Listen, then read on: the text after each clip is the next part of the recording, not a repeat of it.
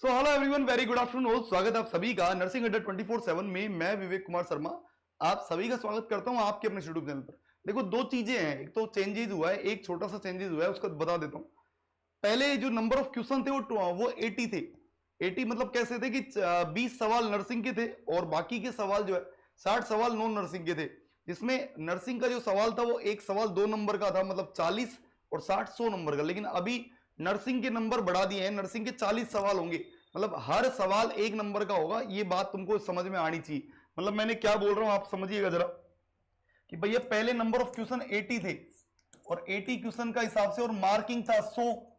मतलब कैसे था कि नर्सिंग थे, नर्सिंग के 20 सवाल जो थे वो 20 × 20 मतलब 40 मार्क्स का नर्सिंग था और 60 मार्क्स का जो है वो नॉन नर्सिंग था। पहले ऐसा था। लेकिन अब एडमिट कार्ड के अनुसार जो चेंजेस हुआ है वो आपको देखने को मिलेगा। देखो यहां पर देखिएगा, एडमिट कार्ड में एक चीज आप ध्यान से देखिएगा जरा, बहुत अच्छे से बोली गई है। There will be 100 question. अब क्वेश्चन कितने होंगे? 100 क्वेश्चन होंगे। अब 100 क्वेश्चन होंगे, मतलब नर्सिंग के 20 सवाल और बढ़ा दिए गए हैं। अब नर्सिंग के 20 सवाल और बढ़ा दिए गए हैं।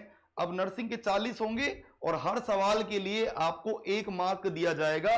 There is no negative marking, कोई नेगेटिव मार्किंग नहीं है।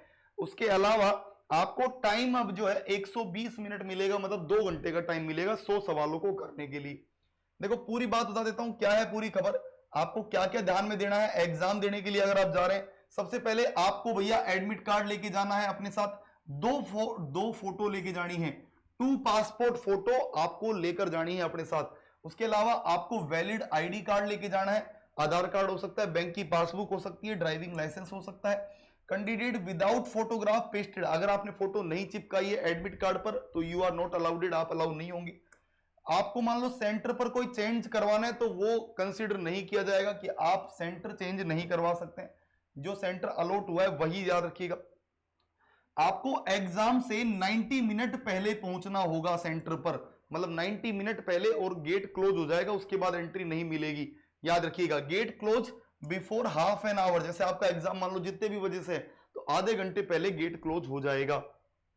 उसके अलावा कैंडिडेट्स की candidature of candidates rule requirement process purely provision की। अभी आप जो एग्जाम दे रहे हैं ये पूरी तरीके से प्रोविजन है।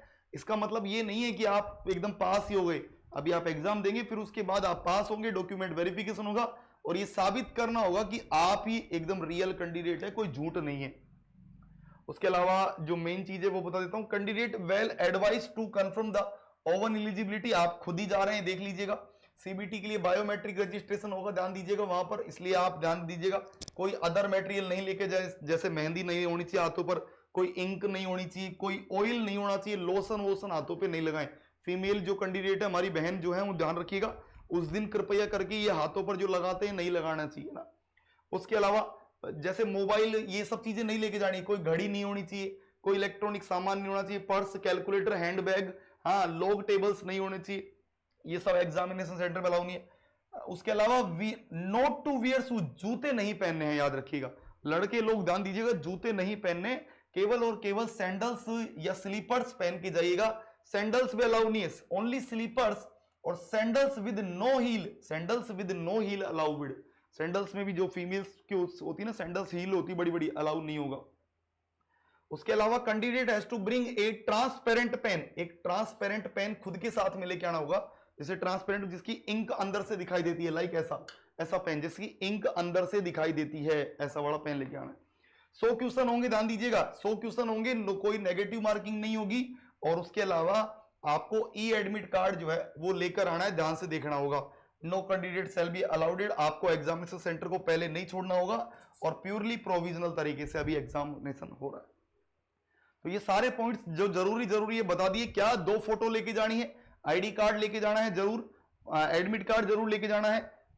उसके अलावा शूज पहनना अलाउ नहीं होगा, स्लीपर्स पहनिए, सैंडल विद नो हील पहनिए।